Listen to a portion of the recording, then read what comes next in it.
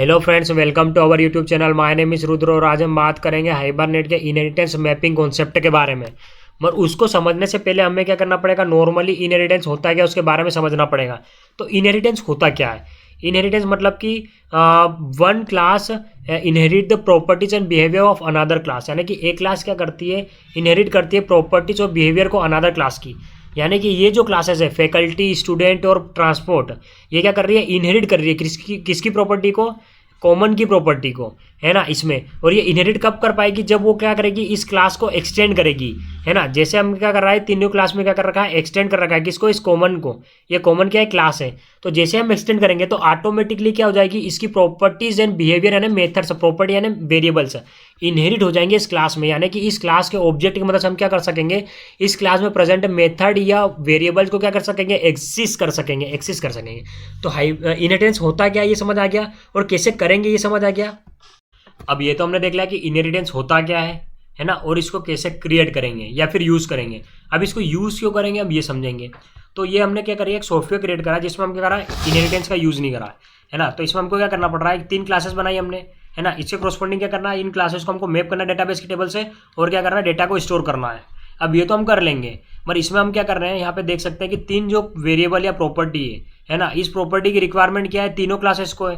तो हमने क्या करा, तीनों में सेपरेटली इसको क्रिएट कर दिया, और इसके करस्पॉन्डिंग गेटर्स एंड सेटर भी क्रिएट कर दिए। अब यदि मान लो कि हमको क्या करना है कि और कुछ नंबर्स ऑफ कॉमन प्रॉपर्टी को ऐड करना है, जिसको क्या करना है, तीनों क्लासेस में ऐड करना है, तो उससे करस्पॉन्डिंग क्या करना पड़ेगा, वापस से गेटर्स एंड सेटर क्रिएट करना पड़ेगा। जिससे क्या होगा, हर क्लासेस में क्या हो जाएगा, कॉम्प्लेक्सिटी बढ़ जाएगी, है ना। Number of line of code क्या हो जाएगा, बढ़ जाएगा, जिससे इसको मेंटेन करना भी क्या हो जाएगा, थोड़ा डिफिकल्ट हो जाएगा। तो इस प्रॉब्लम को सोल्व करने के लिए, है ना, क्या करेंगे, हम इनहेरिटेंस का यूज़ करेंगे। तो सबसे पहले हम क्या करते हैं, इसको रन करते हैं। इसमें डेटा को सेट करने के लिए क्या करेंगे, सबसे पहले उस क्लास का ऑब्जेक्ट क्रिएट करेंगे, और उसमें प्रेजेंट सेटर मेथड की मदद से हम क्या करेंगे, डेटा को सेट करेंगे। तो हमने क्या करा, यहाँ पे क्लॉथ का ऑब्जेक्ट बनाया, उसकी सेटर मेथड का यूज़ करा और उसमें डेटा सेट करा।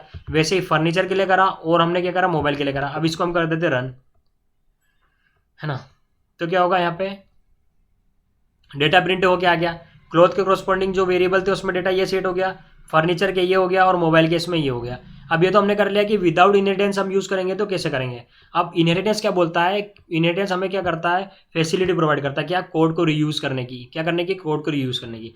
यानी कि यहाँ पे हमने क्या करा है, कॉमनली यूज्ड वेरिएबल को हमने क्या करा है, सेपरेटली क्रिएट करा है, किसके अंदर, तीनों क्लासेस के अंदर, है ना। अब हम क्या करेंगे, इनहेरिटेंस का यूज़ करेंगे। तो हम यहाँ पे इनहेरिटेंस का यूज़ करेंगे।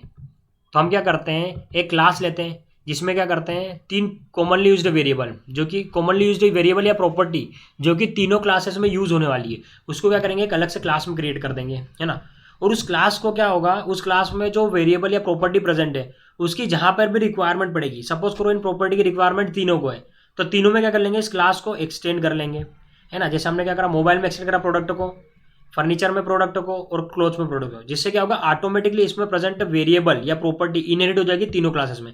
यानी कि इसके ऑब्जेक्ट को क्रिएट करके हम क्या कर सकते हैं, इसके अंदर प्रेजेंट प्रॉपर्टी को क्या कर सकते हैं, एक्सेस कर सकते हैं और यूज कर सकते हैं, है ना। कि इसकी मदद से इनहेरिटेंस मैकेनिज्म का यूज करके उस क्लास को एक्सटेंड करके किसके अंदर, इन क्लासेस के अंदर। तो रिलेशनशिप स्टेबलाइज हो जाएगा इन क्लासेस के अंदर, किस टाइप का, पेरेंट और चाइल्ड टाइप का। तो जो पेरेंट होगी, यानी कि ऐसी क्लास जो क्या कर रही है, अपनी प्रॉपर्टी को क्या कर रही है, प्रोवाइड कर रही है, तो वो कौन सी हो जाएगी, पेरेंट क्लास। और जो उन प्रॉपर्टी का यूज कर रहा है वो कौन सी हो जाएगी, चाइल्ड क्लास हो जाएगी।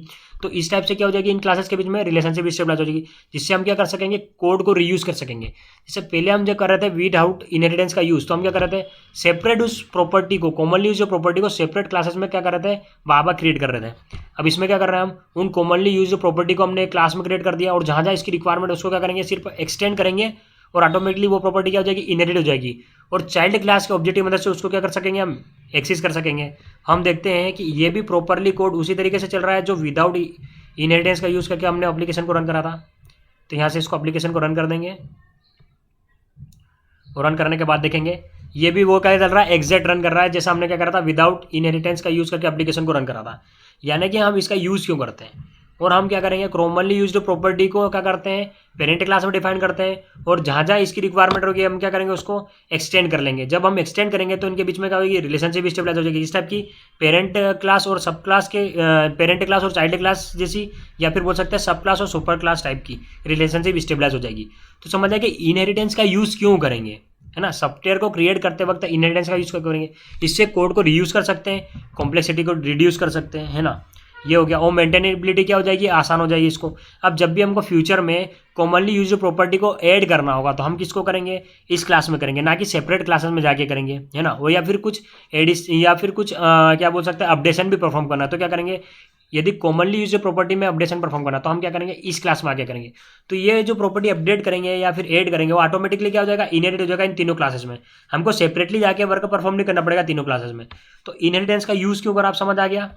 तो जब हम क्या करेंगे, इनहेरिटेंस का यूज करेंगे तो इनके बीच में क्या होगी, रिलेशनशिप स्टेबलाइज हो जाएगी। किस टाइप की, पेरेंट और चाइल्ड टाइप की रिलेशनशिप स्टेबलाइज हो जाएगी।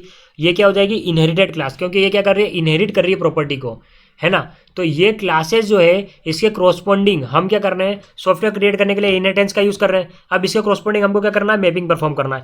तो हाइबरनेट क्या बोलता है, यदि आप इनहेरिटेंस का यूज करके एप्लीकेशन को क्रिएट कर रहे हो तो आपको यदि इसको मैप करना है डेटाबेस की टेबल से, तो आप क्या करो, इनहेरिटेंस मैपिंग नाम का कॉन्सेप्ट को यूज करो। इसके अंदर क्या है, 3 अलग अलग टेक्निक्स है, उसको यूज करके आप क्या कर सकते हो, इनहेरिटेड क्लास को आप क्या कर सकते हो, मैप कर सकते हो डेटाबेस की टेबल के साथ में। तो कौन कौन सी वो टेक्निक्स है, पहली है टेबल पर हायरार्की क्लास, दूसरी है टेबल पर सब क्लास, तीसरी है टेबल पर कॉन्क्रीट क्लास। यानी कि हमको क्या करना है, इनहेरिटेड क्लास के क्रॉसपोंडिंग सिंगल टेबल क्रिएट करना है डेटाबेस के अंदर। तो हम क्या करेंगे, टेबल पर हायरार्की क्लास का यूज़ करेंगे, है ना। यदि हमको क्या करना है, इन सारी क्लासेस से क्रॉसपोंडिंग इंडिविजुअल टेबल क्रिएट करना है डेटाबेस के अंदर, तो हम क्या करेंगे, टेबल पर सब क्लास का यूज़ करेंगे। और यदि हमको क्या करना है, सिर्फ इनहेरिटेड क्लास के क्रॉसपोंडिंग इंडिविजुअल टेबल क्रिएट करना डेटाबेस के अंदर, तो हम क्या करेंगे, टेबल पर कॉन्क्रीट क्लास का यूज़ करेंगे।